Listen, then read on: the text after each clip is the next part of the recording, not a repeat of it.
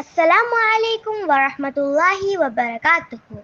மிகுந்த மரியாதைக்குரிய ஆசிரியரே, நேர்ந்த நீதியுள்ள நடுவர்களே, எனது சகோதர சகோதரிகளே, இன்றைய பேச்சின் தலைப்பு ஹஜ்ஜும் நபி இப்ராஹிம் அலைஹிஸ்ஸலாமும் என்பது ஆகும். ஹஜ் என்பது இஸ்லாத்தின் 5 முக்கிய கட்டளைகளில் ஒன்றாகும். ஒவ்வொரு ஆற்றலும் வாய்ப்பும் உள்ள முஸ்லிமும் வாழ்நாளில் ஒரு முறையாவது ஹஜ்ஜை மேற்கொள்வது கடமையாகும். இந்த ஹஜ் பயணம் சோதனை, ஈமான், பணிவும் அல்லாஹுக்கான முழுமையான அர்ப்பணிப்பும் அடங்கிய ஒரு புனித பயணம். இப்போது நம்மால் மறக்க முடியாத ஒரு நபியின் பெயர் நபி இப்ராஹிம் அலைஹிஸ்ஸலாம். ஹஜ்ஜின் பன்முக அம்சங்கள் அவருடனும் அவருடைய குடும்பத்துடனும் நெருக்கமாக தொடர்புடையவை.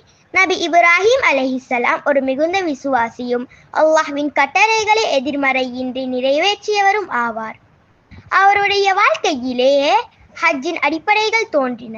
அவர் தனது மனைவி ஹாஜிரா அலைஹிஸ்ஸலாம் மற்றும் குழந்தை இஸ்மாயில் அலைஹிஸ்ஸலாம் ஆகியோரை கொண்டு மக்கா வனாந்தரத்தில் விட்டு சென்றார். இது அல்லாஹ்வின் கட்டளையை நோக்கி நடந்த ஒரு மிகப்பெரிய சோதனை.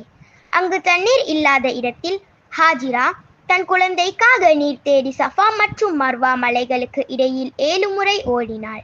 இன்று ஹஜ்ஜில் நாம் செய்கிற சஇ என்ற அத்தியாயம் இதை நினைவுபடுத்துகிறது. அதனைத் தொடர்ந்து இஸ்மாயில் அலைஹிஸ்ஸலாம் பெரியவராக வளர்ந்த போது அவரை அல்லாஹுக்காக பலி செய்யும் கட்டளையும் இப்ராஹிம் அலைஹிஸ்ஸலாம் பெற்றார். இதுவும் அவர் சோதிக்கப்படும் போது உடனே சமர்ப்பணமானார்.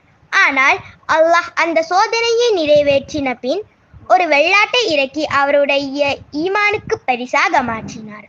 ஹஜ்ஜில் செய்யப்படும் உதியா பலியிடுதல் இந்த நிகழ்வின் நினைவாகவே அமைகிறது. மேலும் இப்ராஹிம் அலைஹிஸ்ஸலாம் மற்றும் இஸ்மாயில் அலைஹிஸ்ஸலாம் இருவரும் காபா வீடை கட்டினார்கள், அதாவது அல்லாஹ்வின் இல்லத்தை.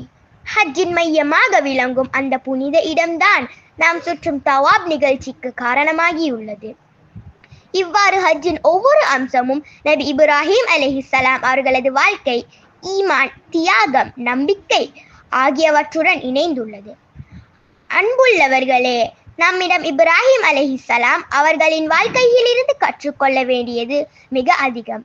அவர்கள் தியாகம், சமர்ப்பணம் மற்றும் இறைவனிடம் உடன்பாடு காட்டிய வாழ்க்கை நம்மையும் இறைவனுக்கு அருகே கொண்டு செல்லும்.